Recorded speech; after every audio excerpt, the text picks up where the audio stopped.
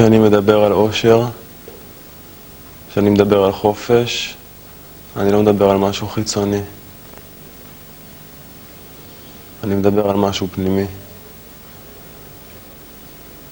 וגם אין שום דרך חיצונית להשיג את זה.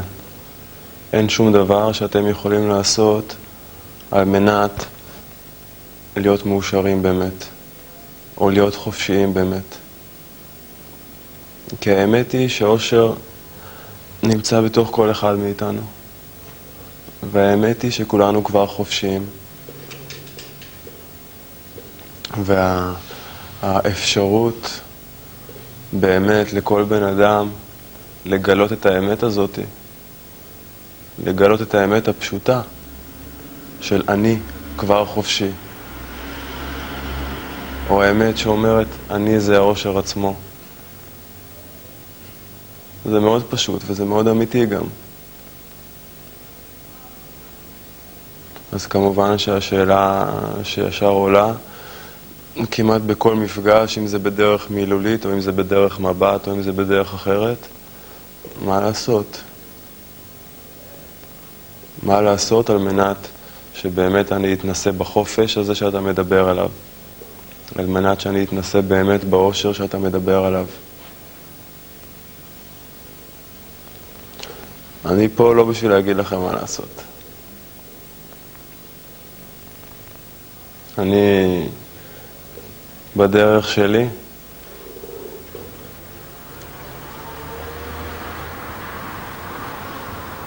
אני יצאתי למסע האישי שלי, שההתחלה שלו הייתה סקרנות. סקרנות לגבי מה יש מעבר. התחילו כל מיני צירופי מקרים, התחילו כל מיני דברים לקרות שעוררו משהו בפנים. והתחלתי לחפש. לא חיפשתי באופן מודע, לא חיפשתי אמת, הערה, אושר. פשוט הלכתי בעקבות משהו, בעקבות כל פנימי שהתחיל להתעורר בתוכי. בשלב יותר מאוחר של החיפוש, כן, אני יכול להגיד שהחיפוש נהפך להיות מודע. שפתאום הבנתי שיש אמת, אחת. פתאום הבנתי שבאמת אני יכול להיות מאושר. האמון שלי במה שמעבר למה שרואים, במה שמעבר למה שאנחנו יודעים, במה שמעבר למה שאנחנו יכולים להבין בכלל. היה אמון מאוד חזק. היו גם ספקות, אבל מה שליווה את המסע הזה זה היה אמון. אמון בקול הפנימי, לא אמון במשהו חיצוני. התמסרות לקול הפנימי. דבקות בקול הפנימי. אז כמובן אנשים שואלים, איך אני יכול לדעת שזה הקול הפנימי? איך אני יכול לזהות את הקול הפנימי הזה? אז אני אקרא לו בכמה שמות. השם שאני חייב להגדיר אותו זה המילה געגוע. כי הקול הפנימי הזה הוא געגוע. הוא כמיהה, כמיהה למשהו אחר. כמיהה לחופש מוחלט. כמיהה לאהבה אמיתית, לאהבת אמת. זה דברים שעכשיו אני יודע. לפני זה לא ידעתי למה אני מתגעגע, אבל התגעגעתי. יש אנשים שמגדירים את הכוח הפנימי הזה שמניע אותם או שמוביל אותם בתור אש פנימית. יש אנשים שמגדירים את זה גם ככאב. אותו געגוע מצד אחד, גם בהזדמנות אחרת יכול להיות כאב.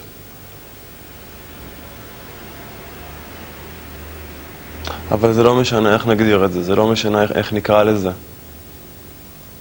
זה משנה שאנחנו יושבים פה, האנשים שהתעורר בהם הרצון למשהו אחר.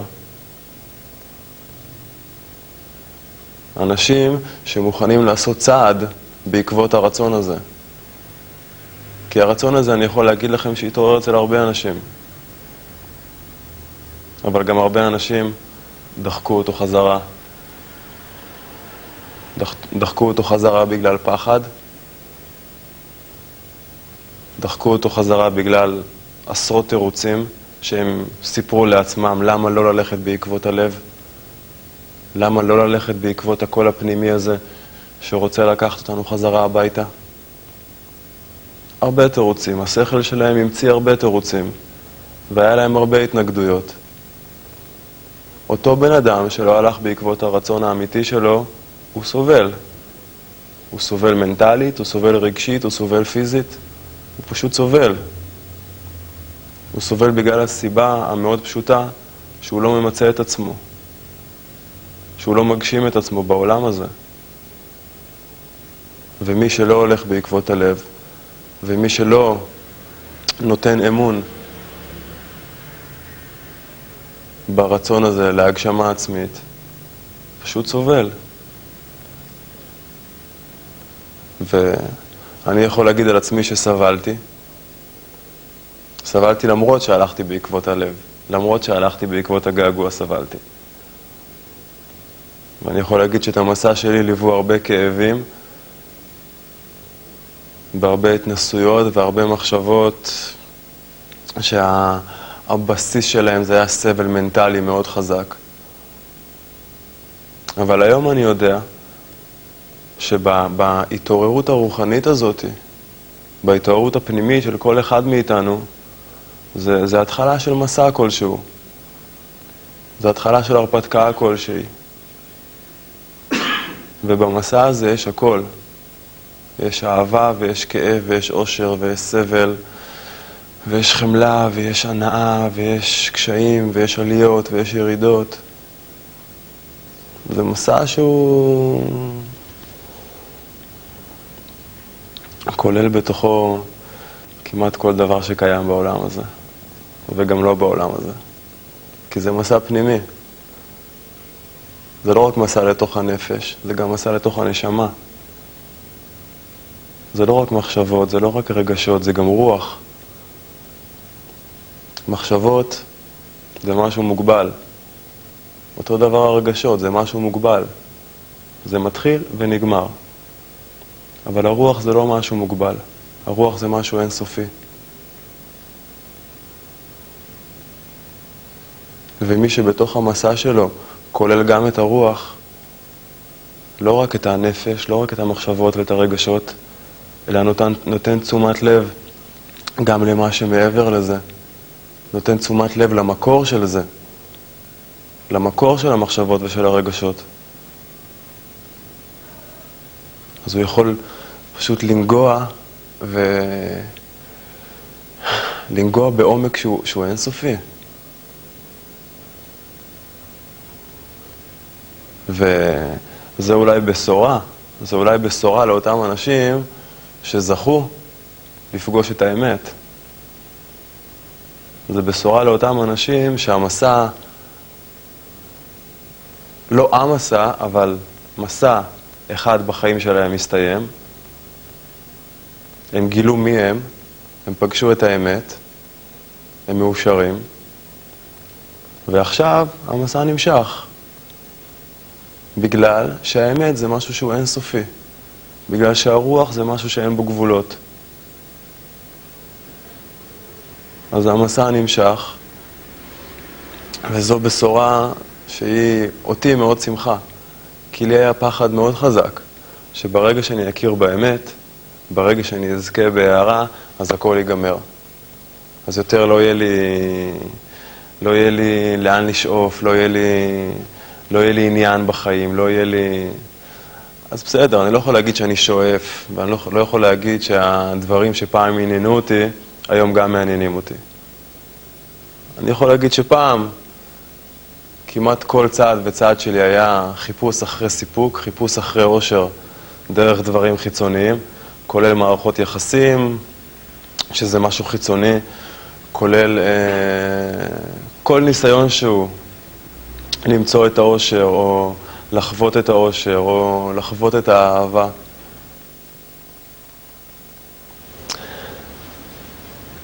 היום אני יודע שחיפשתי מי אני. היום אני יודע שכל אחד מחפש מי הוא.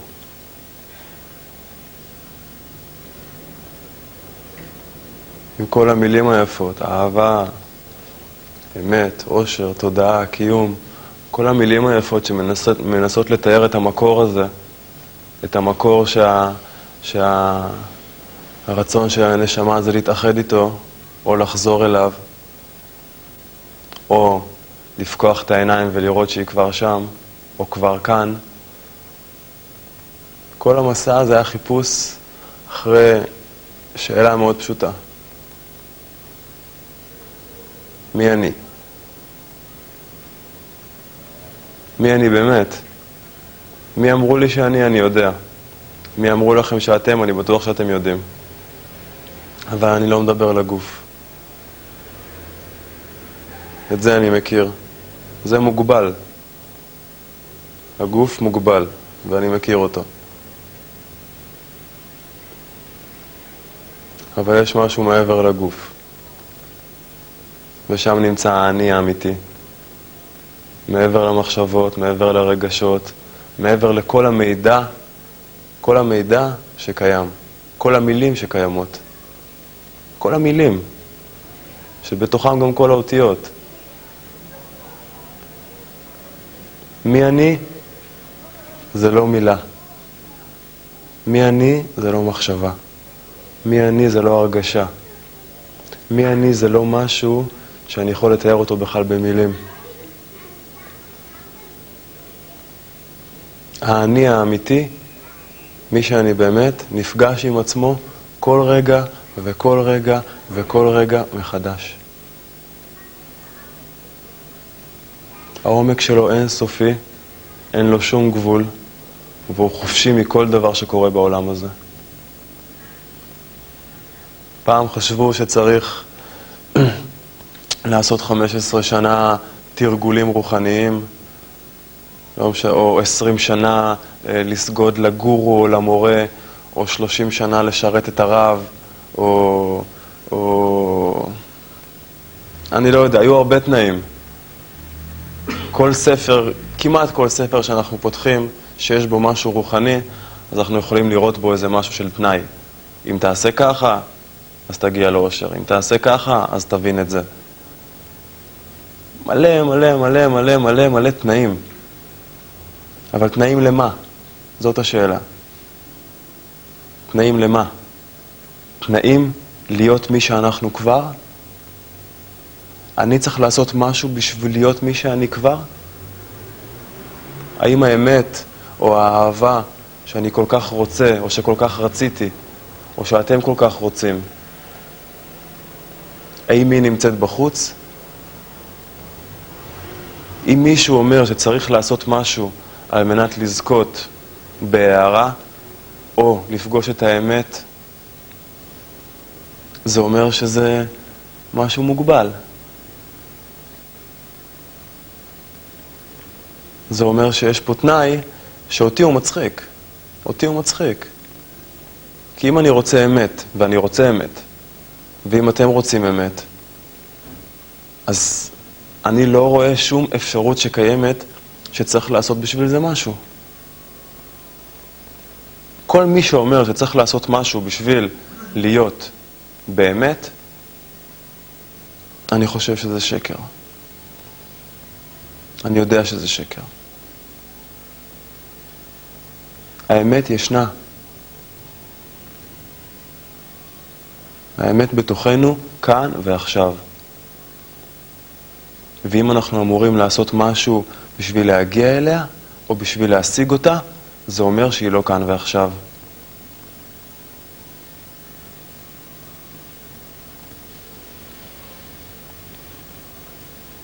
נורא פשוט. נורא פשוט. אז זה נכון שאנחנו לא רואים אותה. זה נכון שאנחנו לא רואים אותה. אבל כל התהליך הרוחני זה תהליך של פקיחת עיניים.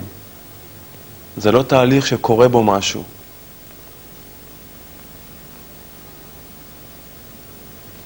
לאט לאט פוקחים את העיניים, העיניים הפנימיות, לא החיצוניות.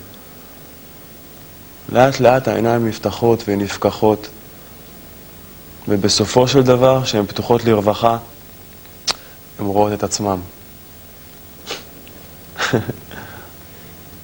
הן רואות את עצמם.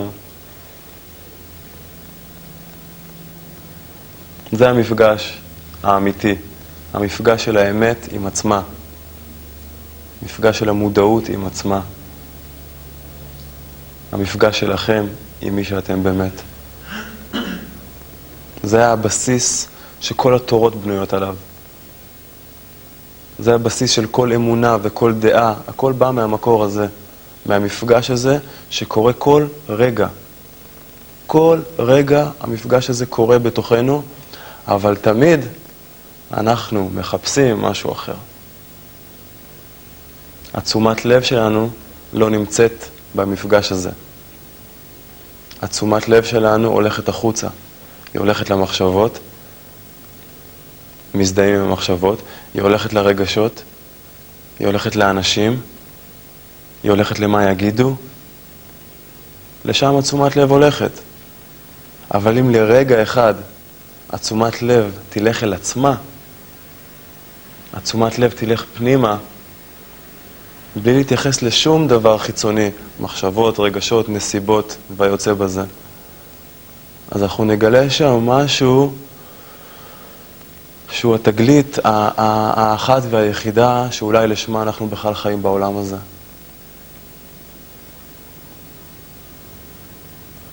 נגלה שם את האמת, את האמת, את האמת האחת והיחידה שנמצאת כאן בתוכנו.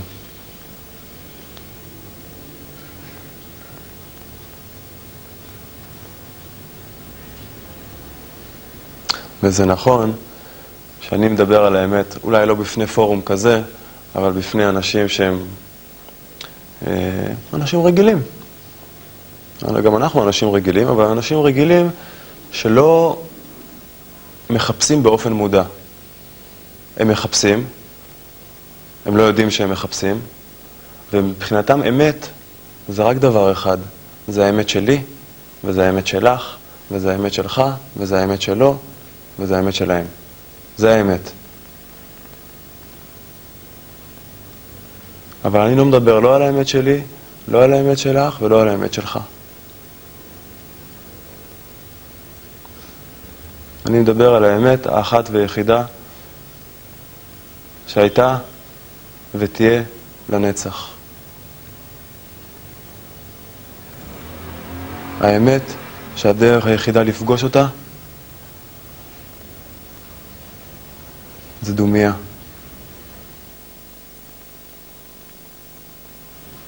אותו בן אדם שרוצה אהבה, שרוצה אמת, לא יכול למצוא את זה במילים. לא יכול למצוא את זה בספרים. לא יכול למצוא את זה בשום דבר ובשום מקום חוץ מבתוך הלב שלו. כל ההסחות דעת, כל המידע, ברגע מסוים נהפך למיותר.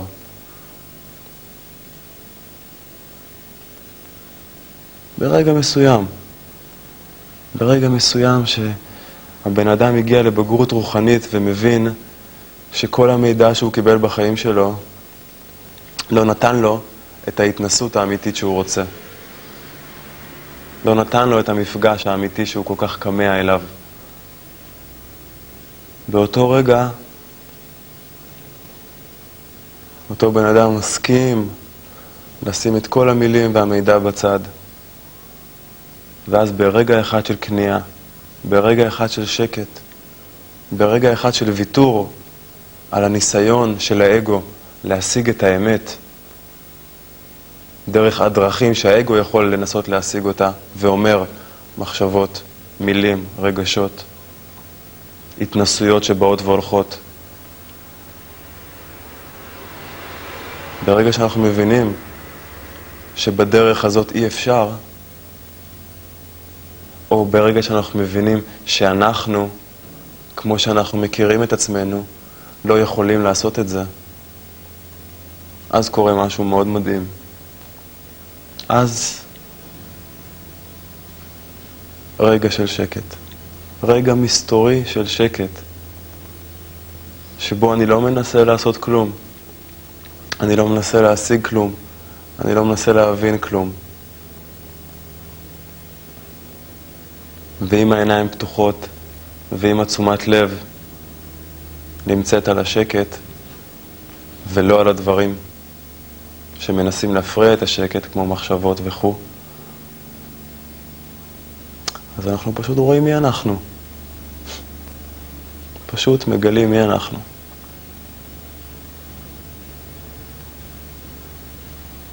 רגע אחד של שקט זה כל מה שנחוץ.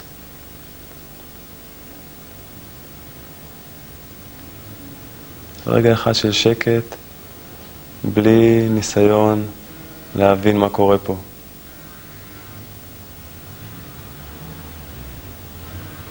וכמו שאתם רואים, יש הרבה גורמים שמנסים להפריע את הרגע הזה. יש הרבה גורמים חיצוניים לנו שלא ייתנו לרגע הזה להתרחש. כי הרגע הזה הוא סכנה. הרגע הזה הוא סכנה לכל מה שהאמנו בו עד היום. הרגע הזה הוא סכנה לאגו. הרגע הזה הוא סכנה לאני שכל אחד מאיתנו יצר לעצמו, שהוא מאמין וחושב שזה הוא באמת. כי ברגע הזה האני הזה לא קיים. ברגע הזה רק האני האמיתי קיים. ברגע הזה של השקט רק האני האמיתי קיים. וכל הניסיונות וכל הדרכים שהאגו מפעיל בשביל למנוע מכם רגע אחד של דומייה. רגע אחד שבו אין אף מחשבה בראש. זה הרגע.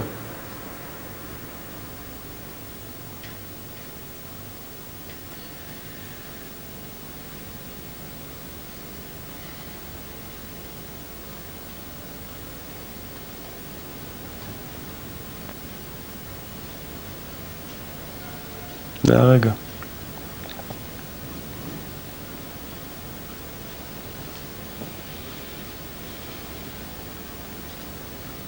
אוקיי.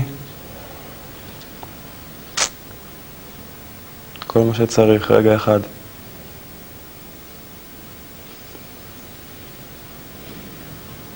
הדרך היא ארוכה. מיליוני שנים עברנו כל אחד בשביל הרגע הזה.